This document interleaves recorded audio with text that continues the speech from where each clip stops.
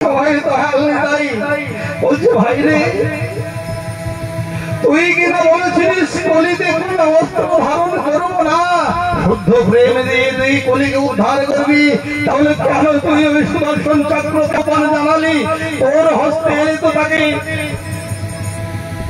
প্রবেশ করাতেই হবে, যার জন্য দেখেছিস ঘুরিয়ে দেখি ভাই ওই সুদর্শন চক্র ওই দেখ আসতে ঘুরিয়ে দে।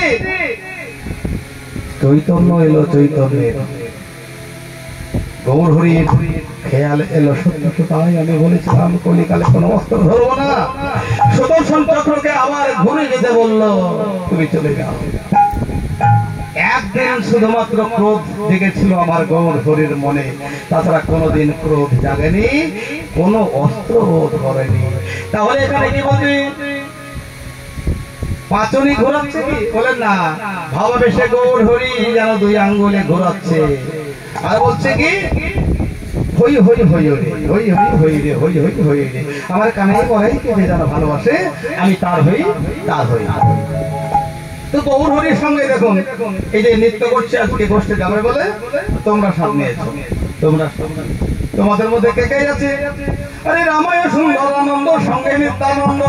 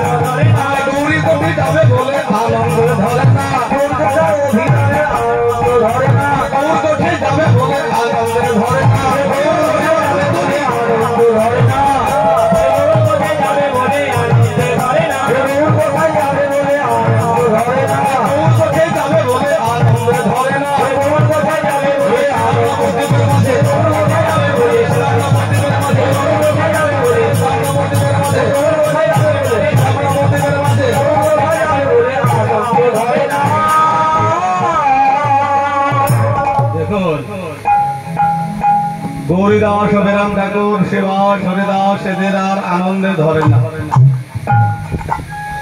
কেন না? তারা গৌর হরির সঙ্গ লাভ করেছে, গৌর হরির সঙ্গ লাভ করেছে, তাই আজকে নদীয়ার পরিষদ বর্গ যারা তাদের আনন্দ ধরছে না। বাবা ভালো খেতে হলে তো সবার মুখে হাসি আসে, ভালো যদি খাবার কেউ খায় তাহলে মুখে হাসি আসে, তাই না? আর যদি খাবারটা ভালো হয় মুখটা বাংলা পাঁচ করে খাই না। সঙ্গ যদি ভালো হয়, পীড়িত করার লোকটা যদি ভালো হয় তাহলে মুখে হাসি আসে, আর পীড়িত করার লোকটা যদি খারাপ হয়, দেখো পীড়িত মানে নারী পুরুষের এই যে বর্তমানে পীড়িত থেকে পীড়িত নয়। পীড়িতটা কি জানতে হবে? পীড়িত শুনলেই মনে মনে ভাবে, অনেকে গাছুর কথা শুরু করে পীড়িত পীড়িত। শুদ্ধ প্রেম, শুদ্ধ প্রেম ভালোবাসা। পূর্বে এই প্রেমটা, এই প্রীতিটা কোথায় ছিল? এই প্রেমটা বর্তমানে প্রেমটা কোথায় ছিল? আগের প্রেমটা কেমন ছিল? একটা নারী পুরুষের মধ্যে যে মিলন, আনন্দ, উপভোগ, রং তামাশা, একে আমরা বলি প্রীতি বা প্রেম না।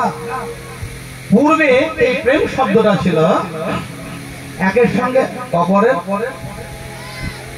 মাখামাখি, ঢলাঢলি, আলিঙ্গন। বুঝলেন ভালো? পূর্বে এই প্রেমের শব্দের অর্থ ছিল প্রীতি, প্রীতি। যেখানে নারী পুরুষের কোন উল্লেখ ছিল না, হয় নারীতে নারীতে, কিংবা নারীতে পুরুষে, কিংবা পুরুষে পুরুষে,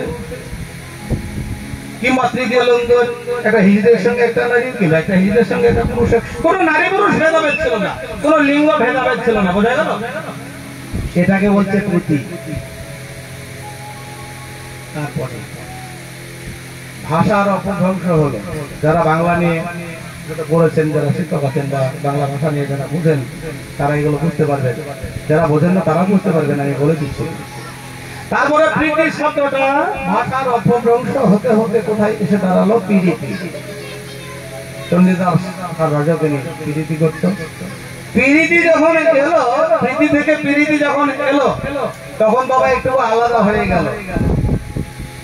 কি না, নারী পুরুষ ভেদাভেদ হয়ে গেল। প্রীতি হতো সেখানে নারী পুরুষ বা পুরুষ পুরুষ বা নারী নারী বা নারী পুরুষ বা হিজদের সঙ্গে নারী হিজদের সঙ্গে পুরুষ কোনো মানে লিঙ্গ ভেদ ছিল না। এবার যখন ওই প্রীতি থেকে প্রীতি এলো, এখানে নারী পুরুষ ভাগ হয়ে গেল, নারীর সঙ্গে পুরুষ। ভাষার অপভ্রংশ হলো, ব্যাকরণে বলছে নারী আর পুরুষের সঙ্গে যে মাখামাখি, সেটা হলো প্রীতি হলো। তারপরে প্রীতিটা থেকে এলো কি না প্রেম। প্রেম শুদ্ধ প্রেম।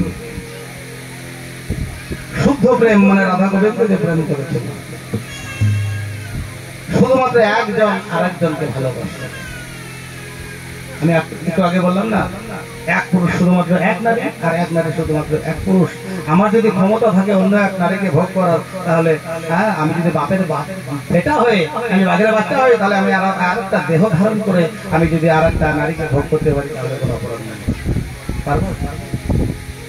আমি বিমান, আমি আর একটা বিমান হতে পারবো? সেটা পেরেছিল কে? একমাত্র ভগবান। শ্রীকৃষ্ণ পেরেছিল যে বংশী শিক্ষা, যে বংশী মিলন, এটা মিলন নাই। ওই জটিলা কুটিলা দেখতে পাচ্ছে না, রাধারানীকে দেখতে পাচ্ছে না, তো কৃষ্ণ রাধারানীর ঘরে গিয়েছে। তো সকালবেলায় দেখছে একটা বাঁশি পড়ে আছে। তো সখীরা বলছে, আগো রাধারানীর ঘরে নাই, কৃষ্ণ এসেছিল, একটা বাঁশি পড়ে আছে। তো ঠিক আছে, কুটিলা জটিলা তার ঘরে একবার গিয়ে দেখলে কেমন হয়? জটিলাকে বলছে, মা তোমার ঘর থেকে বসা, আরে আমি তো বিধবা, আমি তো সতী সাথে তেমনই। ও বাবা, কুটিলার ঘরে গিয়ে দেখছে তো ওই বাঁশি বিছানায় একটা কথা বলে দিচ্ছে। জটিলার ঘরে গিয়ে দেখছে, হ্যাঁ হ্যাঁ, আমি কত সতী রমণী, আমার স্বামী মারা গিয়েছে অল্প বয়সে, আমি বড় পুরুষের থেকে তাকাই না, জানিস? এইবার করছে কি, ওই সবাই সখীরা মিলে যখন কুটিলার ঘরে গিয়েছে, তখন ওই বিছানা ঝাড়ছে, যত পড়ছে যতই ঝাড়ছে ততই পড়ছে। তো ঝরঝর করে কুটিলের ঘর থেকে আবার ঝরঝর করে বাঁশি বাজছে। কেন? সেখানে গিয়েছিল গোবিন্দ। গোবিন্দ সবাইকে ভালোবাসতো, আর সবাই কবিরা, সব কবিরাই আমার গোবিন্দের সঙ্গে প্রেম করতো। হরিবল। কিন্তু হ্যাঁ, গোবিন্দ কিন্তু যত গোপী তত কৃষ্ণ হতে পারত, এক দেহে কিন্তু নয়। নিতাই গৌর হরিবল। তাহলে দেখুন কোথায় ছিলাম না, হ্যাঁ ওই সিংহাবের মুরলি করিয়া হই হই বলিয়া করে ফিরাই বাঁধনি। সবাই ওই গৌরীদাস হরিরাম সবাই আমার গৌর হরির সঙ্গ লাভ করেছে, সৎ সঙ্গ লাভ করেছে, ভালো সঙ্গ লাভ করেছে। তাই যেমন সঙ্গ লাভ করবো তেমনই হব।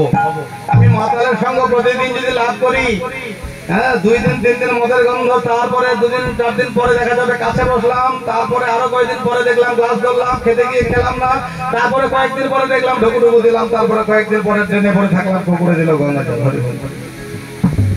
যেমন সঙ্গ লাভ করবে তেমনই হবে। কি বাবা, তাই তো? জ্ঞানী ব্যক্তির সাথে উঠা বসা করো, জ্ঞানী হবে। অসাধুর সঙ্গে মেশামেশা করো, মেশামেশি করো, অসাধু হবে। সাধু সঙ্গ সর্বশাস্ত্রে কয়, সাধু সঙ্গ লাভ করলে কি হয় বাবা? কৃষ্ণ প্রাপ্তি হয়, তাই না?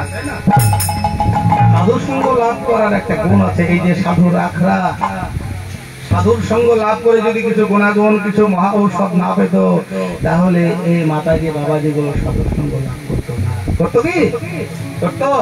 করতো না। সাধু সঙ্গ লাভ করলে কি হয় দেখুন, কৃষ্ণ প্রাপ্তি হয়। একদিন একটা গুবরে পোকা গোবরের গাদায় বসে আছে। ওই গুবরে পোকাটা গোবরের গাদায় বসে বসে মনের আনন্দ করে মধু ঘুর করে গোবরের রস পান করছে। উপর দিয়ে একটা ভ্রমরা উঠে যাচ্ছে। গুবরে পোকা মনে মনে ভাবছে উপর থেকে কিসের শব্দ, এইভাবে তাকিয়ে দেখছে একটা ভ্রমরা উড়ে যাচ্ছে। আরে ও বন্ধু, তুমি কোথায় যাও না? ভ্রমরা দূরে তাকিয়ে দেখছে একটা গুবরে পোকা ডাকছে। গুবরে পোকার কাছে এসে ভ্রমরা এসে বসেছে, কি ডাকছো কেন? বলছে কোথায় যাও? বলছে আমি যাই মধু আহরণে। ভ্রমরা বলছে আমি মধু আহরণে যাচ্ছি, আর তুমি কি করছো? আমার জায়গাটা আমি তাই করছি। গুবরে পোকাকে বলছে কি যাবে না, মধুর স্বাদ কেমন গো? অপরূপ মিঠা। আরে একদিন এসো না, একদিন এসো, যদি বুঝতে পারো ভালো তাহলে প্রতিদিন যাবে। আরে কি এই গোবরের রস পান করো? বলে চলো। করতে করতে ভ্রমরার পিছনে ওই গোবরের পোকাটা চলে গিয়েছে। উঠতে উঠতে উঠতে একটা সরোবরে গিয়েছে। সরোবরে গিয়ে দেখছে প্রচুর শতদল পদ্ম, মানে পদ্ম ফুল ফুটে আছে। বলছে বধূ মধু পান করবো? বলছে হ্যাঁ করো। ভ্রমরা বলছে তাহলে মধু পান করতে শুরু করো, তুমি ফুলে ফুলে বসো, আমি ফুলে ফুলে বসি। এই গোবরে পোকা করেছে কি, এ ফুলে বসছে, ফুলে বসছে, আর মধু পান করে খানিকক্ষণ করার পরে এই ভ্রমরাকে গিয়ে বলছে ভাই রে কই রে, তুই যে বললি মধুর স্বাদ বড় মিঠা, মধুর স্বাদ বড় মিঠা, খুব মিষ্টি লাগে, তো আমি তো বুঝতে পারছি কেন মধু পান করছিস না? বলছে হ্যাঁ টল টল টল টল করছে, আমি তো মধু পান করছি, আমার বদনে নিশ্চয়ই উঠে আসছে, উদরে যাচ্ছে, মধু তো টল টল করছিল, দেখতে পাচ্ছি না মধু পান করছি, কিন্তু স্বাদ তো বুঝতে পারছি না। করা যায়। আচ্ছা ভ্রমরা ওই গোবরে পোকা বলছে, গুবরে পোকা বলছে বন্ধু মুখটা গুবরে পোকাটা যখন মুখটা হা বললো, ও মা ভ্রমরা দেখছে মুখের মধ্যে একেবারে গোবরের নোংরা, গোবরের মধু পান করতে করতে কষ নোংরা আবর্জনা, একেবারে মুখটা বন্ধ হয়ে গিয়েছে, মধু ভাবছে বুঝতে পারে না মাগো। এই কালিয়নাগ সংসারে, কালিয়নাগ সংসারের ওই গোবর রূপী মায়া ঐশ্বর্যের বিষয় বিষ পান করতে করতে তোমাদের মুখটা ওই গোবরে পোকার মতো যদি হয়ে যায়, তাহলে যেদিন তোমরা ওই গুরুর চরণ মধু পান করবে, ভগবানের চরণ কমলের মধু পান করবে, সেই দিন তোমরা কোন রস স্বাদ কেমন আস্বাদন করেও তার স্বাদ বুঝতে পারবে না। সেই দিন ওই রস আস্বাদন করে ওই রসের স্বাদ বুঝতে পারবে না। সতর্কতা করো, সংসারের এই বিষয়ে বিষ ওই গোবরের পোকা গোবরের রস পান করবে না। তাহলে কি করবো ভাই? সরোবরের জলে যাও, তাড়াতাড়ি মুখটা ধৌত করে এসো, তোমার মুখে ওই যে গোবরের আবর্জনা ভালো করে পরিষ্কার করে এসো। ঝপ ঝপ ঝপ ঝপ করে যখন গোবরের পোকাটা সরোবরের জল নিল মুখের মধ্যে, মুখটা পরিষ্কার হয়ে গেল।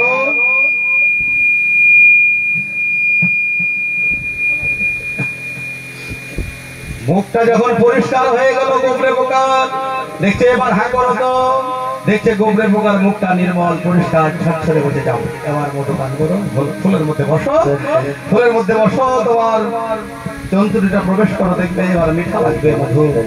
এইবার ফুলে উড়ে গিয়ে যখন ওই গোবরে পোকাটা বসেছে, সুন্দর সেই মধুর স্বাদ আস্বাদন করছে। কি মিঠা বন্ধু, ও ফুলে বসছে, সে ফুলে বসছে, বসতে বসতে বসতে বসতে উদর পরিপূর্ণ করে এত মধু পান করেছে, মধুর ঘরে ঘোর লেগে গিয়েছে, বেলা শেষ হয়ে গিয়েছে, সন্ধ্যা নেমে এসেছে। শেষ পর্যন্ত ওই ভ্রমরা আর গোবরের পোকাকে দেখতে পেল না। মনে মনে ভাবলো আমি তো ঘরে ফিরে যাই, কালকে আবার আসবো এই পদ্মবনে, হয়তো আমার বন্ধুর দেখা পাবো।